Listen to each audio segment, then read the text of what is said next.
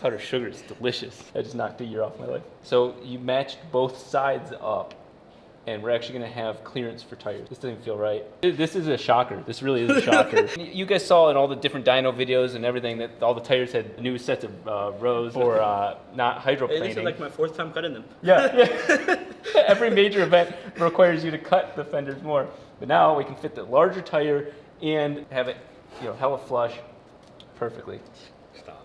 Isaiah's already tackling the front now that we got both rear wheels clearance. This is just a cluster. First issue we have is that we've made a crash bar without having, an ounce of idea of ultimate bottom wheel work. But right here is the only issue. I'm just gonna admit it is what it is for the moment.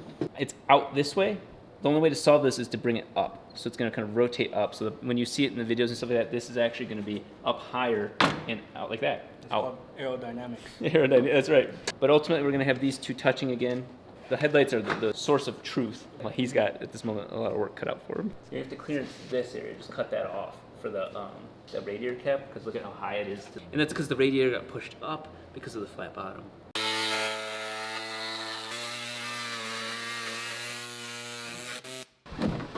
I was not lying when I said that A, I'm stressed out, and B, the guys are here to help. When you have the whole crew working, magic is about to happen. So there's two parts to this.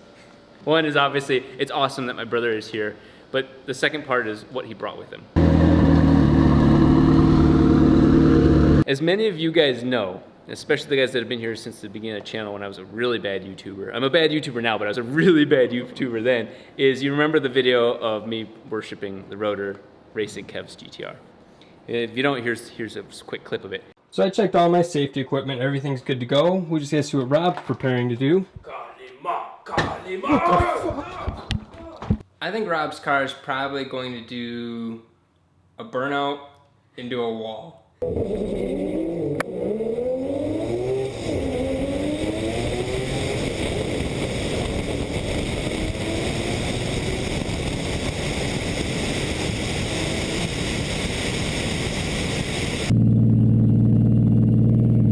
He whooped my ass. I even had the 3-rotor with several hundred horsepower more than him, and still, it was driver error. Instead of fixing the driver, I upgraded the car, and that's what caused me to go all-wheel drive on this car. Can't beat him, join him. Actually, we reversed wheel drives. You have a rear-wheel drive car now, and I have an all-wheel drive car now. The point is that the rivalry is still here, and so there is the main race that we are getting ready for. I want to make this very clear. I'm not allowed to announce it yet. And it might be for a month or so. That's the sad part. So instead of getting this excitement crescendo and then you guys don't know why, I don't know where it's airing, I don't know how it's going with that, we got to go for the OG race. So we're going to have some fun with the McLaren ultimately. And then we got another couple weeks for a full-blown half-mile event as well. So we're going to be doing even more testing and tuning for that. But right now, it's camaraderie. We're all going to start working on this. Kevin and I are both working and tackling the electrical system because that's woefully behind at the moment. So we're going to make sure that all the key works. Instead of more buttons, we're going more OEM++. So key works, starter, buttons work for flipping up the headlights and turning them, all those on, turn signals, you name it on that side.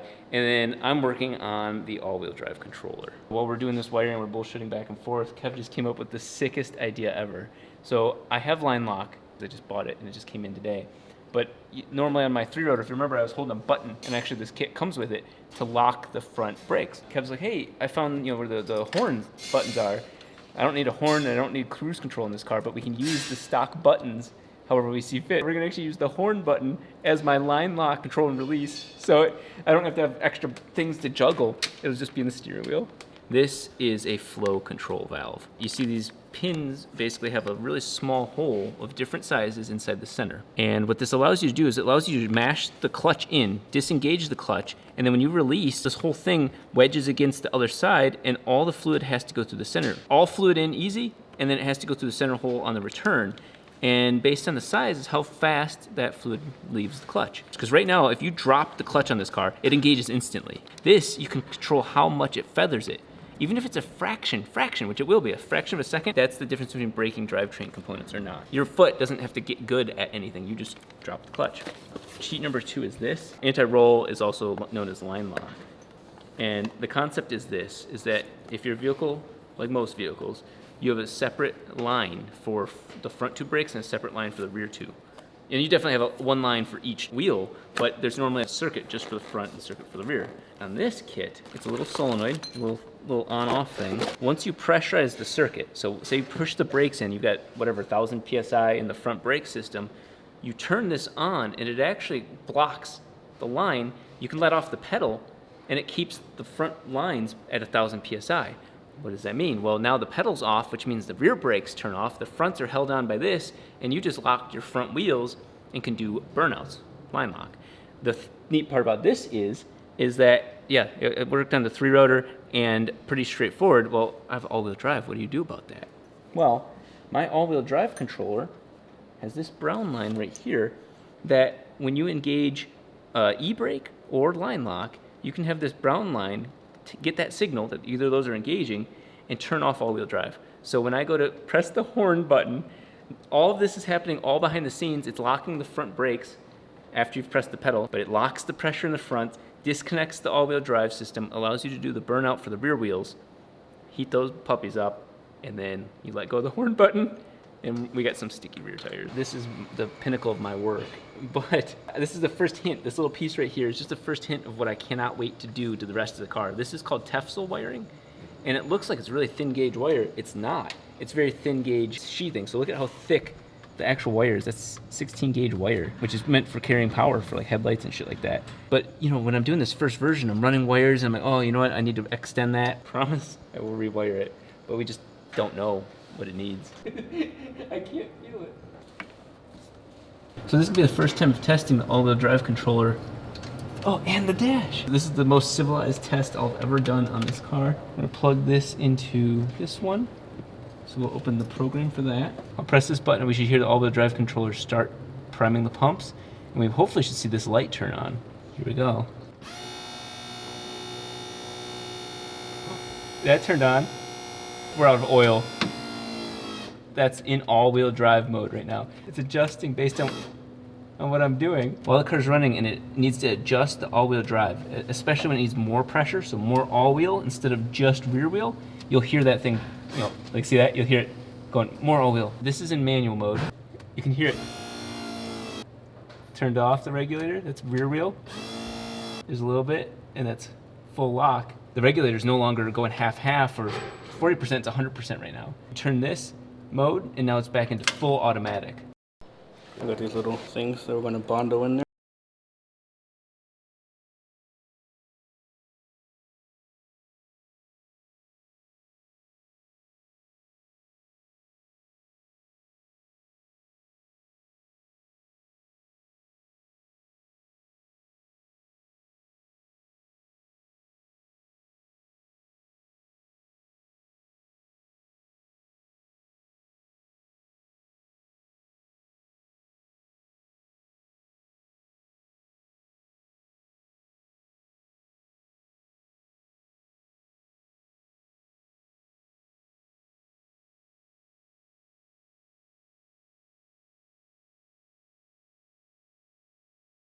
Multiple fenders put together, and we're gonna take part of that out. Right here, we have that jack point now. This needs to go goodbye.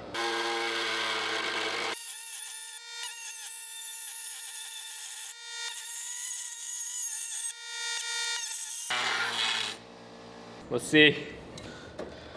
That's good. I just want to make a formal statement that this is honestly the first time the body has ever been put on this car as a function, not, oh, cool, we have a body on, it looks cool. No, literally, this is the first time that these things are being put on the car as an operating vehicle. They were always put on for like looks and prototype and all that. We were actually running this car, and we need the fenders.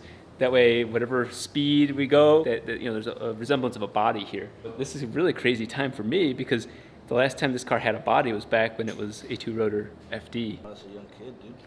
Sucking sick. Oh, I forgot. You know, I used like whatever to cut through that, so we're missing. Yeah, I remember. We have a little bit of discrepancy. Lover's quarrel, if you may. I feel that these are speed lines, and you used the H word on me. Yeah, those are definitely a hack job, dude. Have I ever been a hack job? Have I ever been a shade tree mechanic? This is called black tar heroin right there. Yeah, so I'm not allowed to touch these, and Isaiah himself is going to make these arches.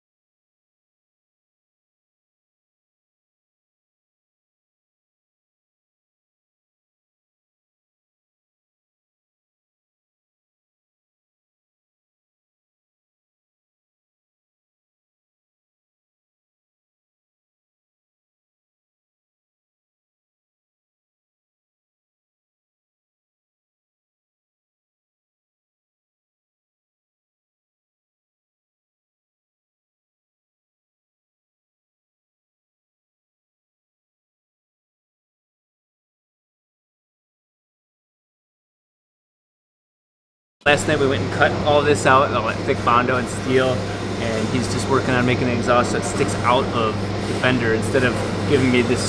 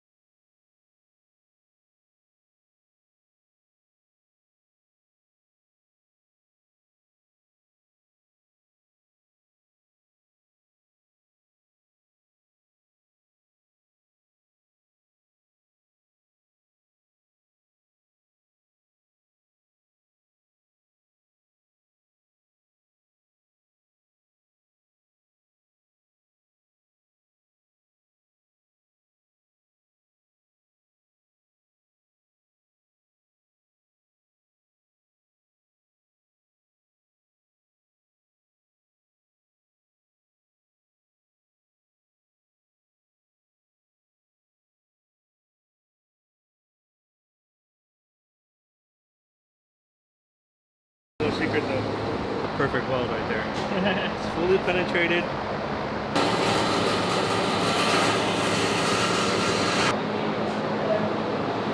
This turned out so much better than the first one. Impose Rob's face to make it look like he made this one. When we did the all-wheel drive dyno, it fell off. We were redoing things on the dyno, and when we unloaded the car, it actually pinched on the dyno, but it wasn't powered in. So we're gonna patch this up for now. It's covered under the flat bottom, so we'll be good there, but just wanna show you guys real-world situations. He had a good idea of this. Some of the power lines, like for the headlights and stuff like that, they're all on the PDM, which I've tested it. You short the PDM out, it says, hey, don't do that, errors out, and you don't blow a fuse, you don't do any damage. They're sitting next to the stainless steel oil lines, and that becomes a saw of the other wires. Wonderful. My dad had an awesome idea of actually making, you know, that ribbed interduct. So we'll just put it inside of that as another layer of insurance from shaking damage. One of the things I wanted my dad to help me with, only as a father who's an engineer would do, is these are all the thermocouple wires. They're special wires. Well, you know, he knew way more about this stuff than I did. There's actually special metal used in these wires. So 4 of them go to each of the rotors. One of those go to right here, and then one of them goes to right here, measuring heat in and out of the turbine. That means 5 here, one there. You can actually see these pins are made out of different metal. It says CH and AL. I think it's Chromel and Lumel. Yeah, Chromel and Lumel, yeah.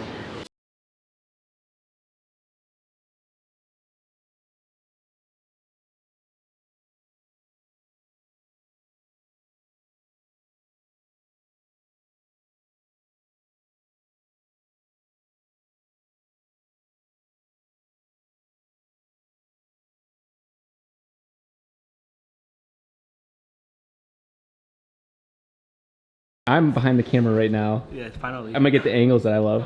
Yeah. Yeah, so we got this nice exhaust right here, you know, 1-800 bang my line. You know? I'm swaying because I can't sit still. Whoa. Speaking of girthy, that's V2. yes, version 2. I'm literally holding the gimbal. So you guys are getting Rob gimbal right now. That is obviously epic. And no exhaust in the car and killing me. We're gonna have to body shop it. I don't know who cut that one down like a dumbass, but you know. So that is not fabrication father. That's something a handsome foreign welder would do, but not a fabrication father. I love how people like keep track of your name changes. Oh man, that's Elliot from Turblown here to watch me and save my ass again. Elliot said, "Hey, you know, pick me up in the Diablo or the McLaren," and I was like, "You want to be picked up in that British trash? Come on down and talk to Papa Rob." Except look at me. I'm here eating my Chipotle. We have a turbo on the car that made 1,240 horsepower until we ran out of fuel, and I want to keep it on there. It's bent blades, you know, whatever. It ate things around. You know, there's no filter. Come on, I mean, that happens. Unfortunately, Elliot from Turbo Source, won't let me do that. So we have the replacement 5544 106 mil here. It's his honor to open it and swap out the cartridges, make that a little bit more boost and not have the compressor have issues in the race or ever again.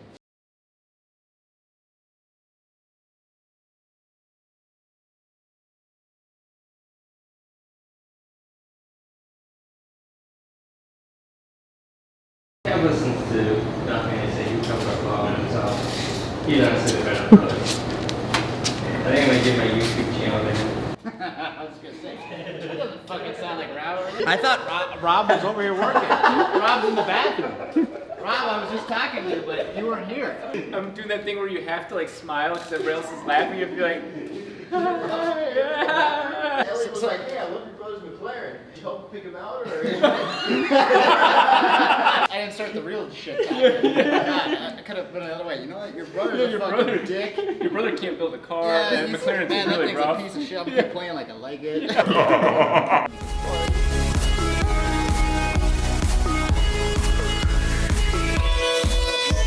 Just as I thought, Elliot is being my guardian angel whether I want to or not. It's like a friendship tough love. He replaced the turbo on the car, which I thought was fine. I mean, I'm not speaking on behalf of Garrett, but that turbo still kicks ass and I would run it. Personally, I would run it forever. I'm gonna put it on the Insight. Elliot's doing another thing that I promised him I would do months ago and still had no intention of doing, is making a firewall for the car. You know, no safety or whatever. But so he's like, screw it, I'm doing it. And so begrudgingly, I'm sitting over here. I'm not helping him, I'm just watching. But you guys get to watch with us, so check out what he's doing. Oh boy. All the YouTubers are gonna go, that's not how you fucking make that. You do it this way. All the comments are gonna be, you could have done it this way. Well, yeah, you're not here.